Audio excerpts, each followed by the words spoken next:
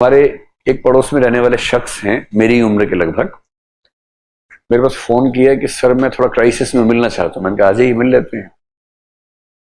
सोचिए कि ऐसा खेल खेलते हैं। बोले सर मेरा स्कूल में एक दोस्त था बचपन में, आईएएस बना, उत्तराखंड का ऑर्डर में सीनियर आईएएस ऑफिसर है। नाम बताया, मैं जानता हूं उस शख्स को भी। तो मैंने कहा अच्छा फिर। और आज पता नहीं क्या हुआ, फेसबुक पर उसने मुझे मैसेज किया कि यार मैं अभी इंडिया से बाहर हूं, थोड़ा क्राइसिस है मेरे घर पे, थोड़ा कैश की जरूरत है, I thought you can help me out, so can you send some money to my family. उसने कहा कि मैं बचपन से इसका दोस्त था, इस पहली बार जिंदगी में कुछ उसने कहा, मैं कैसे मना कर सकता था। मैंने कहा why not, tell me what is to be done. तो उसने अकाउंट नंबर भेजा, बोला this account belongs to my wife, do one thing, एक बार एक ट्रांजेक्शन 1-2 रुपए की करो और फिर मैं बताता हूं कंफर्म करके, then you can send some more money. तो उसने ट्रांजेक्शन की, तो उसने कहा मैसेज आया नहीं यार, पता नहीं क्यों ऐसा हो रहा है। तो मैं काम करो, शायद बहुत छोटी ट्रांजेक्शन है इसलिए दिक्कत है, सेंड डायरेक्टली 20,000 रुपीज। 20,000 भेज दिए। फिर उसने कहा यार आए नहीं पैसे, पता नहीं क्यों, मैसेज भी नहीं आ रहा, टाइम ज्यादा लग रहा है, देयर इज सम क्राइसिस। करते करते 3 बार ट्रांजेक्शन करवा ली उससे, 60,000 रुपीज। ये सब फेसबुक पे चल रहा है, मैसेंजर पे चल रहा है। और उसके बाद बात होनी बंद हो गई, जवाब आने बंद हो गए। तो उसने मुझे कहा कि सर मैं क्या करूं, अब वो मैसेंजर पे जवाब भी नहीं दे रहा। मैंने कहा आपको सच में लगता है कि ये वही होगा? फोन नंबर है? बोले फोन नंबर तो नहीं है, मैसेंजर पे कनेक्टेड है हम लोग।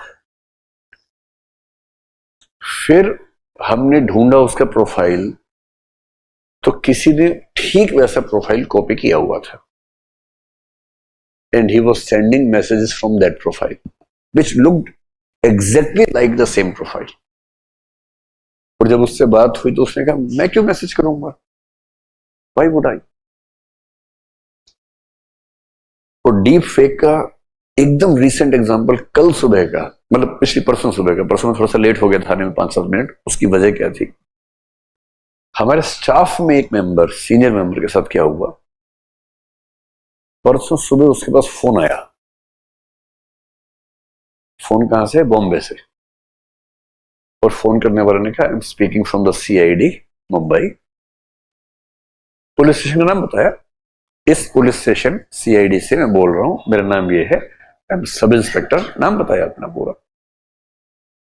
फिर बोला आपका ना एक वो पार्सल है,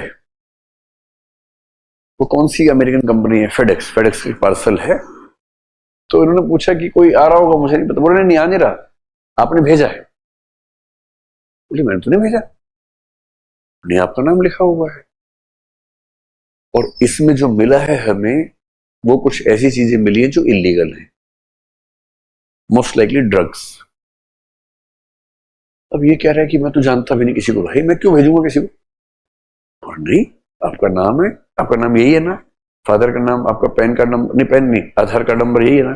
बोले हाँ नंबर तो यही है। बोले आपके खिलाफ तो एक अरेस्ट वारंट निकला हुआ है, नॉन बेलेबल। तो ये बेचारा बोल रहा है, ये तो घबराना शुरू हो गया, इससे मुझे पता भी नहीं इस बारे में। तो बोले अब इसमें हम क्या कर सकते हैं, अब मतलब अगर आपके नाम से हुआ है तो आपने अपना बैंक अकाउंट किसी को दिया होगा, इसका मतलब शायद किसी ने आपका बैंक अकाउंट हैक कर लिया, उसके थ्रू पेमेंट्स हुई है, मनी लॉन्ड्रिंग हुई है। और फिर उसने कहा अच्छा आप होल्ड कीजिए, मैं दिल्ली से बात करता हूं। फिर उसने दिल्ली फोन किया, ये साफ सुन रहे हैं, और दिल्ली से बात करें कि सर ऐसा लग रहा है कि ये मतलब अकाउंट हैक करने का मामला है, इनको आइडिया है नहीं। उधर से जो बोल रहे हैं उसकी आवाज भी आ रही है बाहर तक, कह रहे नहीं नहीं ये सब बहाना मारते सब लोग, अरेस्ट करो इनको, सीधे अरेस्ट करो, जेल में डालो। अब इसने फोन रखा, कह रहा है कि सॉरी दिल्ली वाले मान नहीं रहे हैं, तो अरेस्ट करना ही पड़ेगा।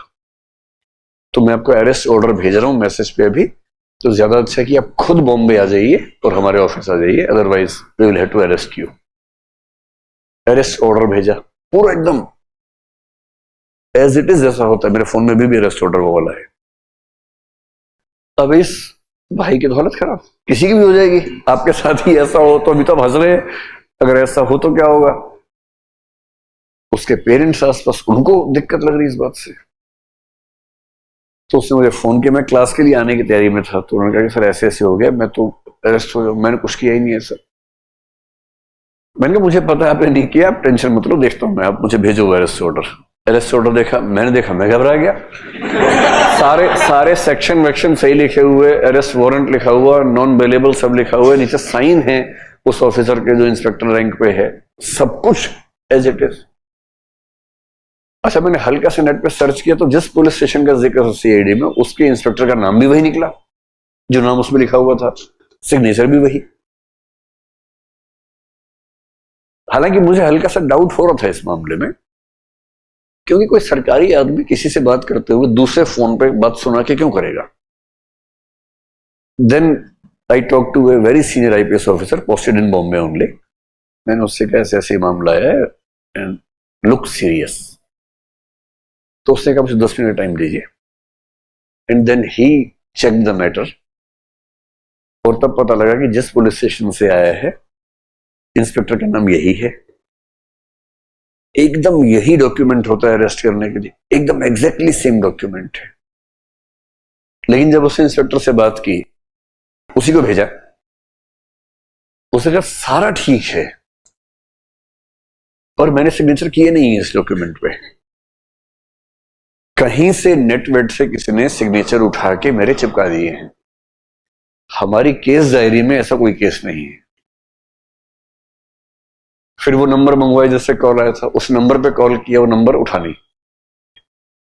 उसने जो नाम बोला था सब इंस्पेक्टर ने, इससे पूछा गया इस इंस्पेक्टर से, उसने कहा हाँ ये सब इंस्पेक्टर है पर ये हमारे पुलिस स्टेशन में नहीं काम करता है।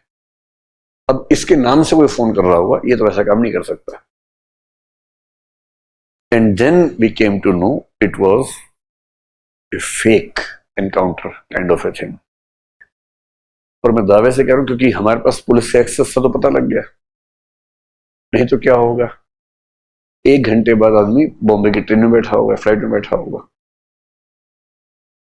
घर के 4 लोग साथ में जाएंगे बचाने के लिए, फिर वहां एक पुलिस वाला मिलेगा नकली, फिर वो साइड में ले जाके 1-2 लाख रुपए लेगा ताकि अरेस्ट ना हो।